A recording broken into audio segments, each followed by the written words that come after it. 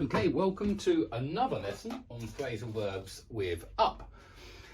This is the last one on the up phrasal verbs, but I hope that you have seen many of these phrasal verbs before because they have cropped up, they have come up in other lessons. Okay, so butter somebody up means to praise and flatter somebody. Okay, so if you're buttering somebody up, you're usually doing it because you want to gain some kind of advantage by being nice to that person.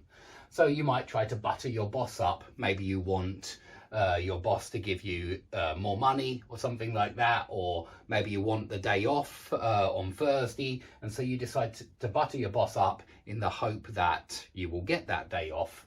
But if you want to, you don't have to put it like that. You can put it with you crawl up to your boss, you suck up to your boss, you play up to your boss so that you can get the day off. So these also mean to praise and flatter somebody. Remember to always group these words together and it will be easier to memorize the phrasal verbs.